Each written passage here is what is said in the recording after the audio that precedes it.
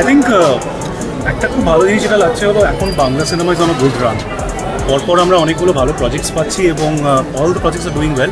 Expectation এটাই কি Felubakshi will stay in line with it and give us something great. হ্যাঁ, same here. সত্যি মানে পরপর ব্যাক টু ব্যাক একেবারে পরপর এত মানে ব্লকবাস্টার ফিল্মস একের পর এক বেরোচ্ছে। তো ফেলুবক্সি নিয়েও আমার খুব এক্সাইটমেন্ট রয়েছে, আর নামটাও ভীষণ এক্সাইটিং। তো আমার মনে হয় এটাও আরও ভালো করবে। তো লেটস জাস্ট হোপ। এখনও সিনেমা দেখিনি, সিনেমা দেখলে বুঝতে পারবো কতটা ভালো হয়েছে, কতটা কি হয়েছে সেটা দেখে নিই, তারপরে আবার বলছি।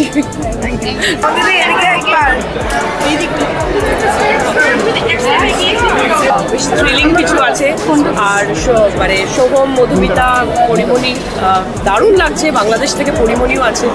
আর এই ছবিটার গল্প আমি অনেক দিন আগে থেকেই জানি। আমি অদিতি আর অবশ্যই দেবরাজদা আমাদের ডিরেক্টর আমার খুবই পরিচিত, আমার ভীষণই কাছের মানুষ। তো তাদের জন্য স্পেশালি আজকে আমি এখানে এসেছি। আর আমার তরফ থেকে পুরো ফেলুবক্সির পুরো টিমকে অল দ্য বেস্ট, প্রচুর প্রচুর ভালোবাসা, শুভকামনা। আর আমি দর্শকদের এটাই বলবো যে নতুনত্ব একদম দারুণ জুটি প্লাস দারুণ গল্প আসছে ফেলুবক্সি। তো প্লিজ হলে এসে দেখবেন ফেলুবক্সি। প্রথম ছবি আমার, আর দ্বিতীয়ত নতুন বছরে নতুন গোয়েন্দা।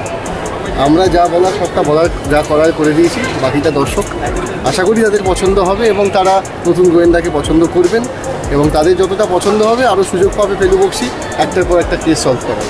তো মাথায় আসছে না, অনেক কিছু কেস আছে, অনেক কিছু।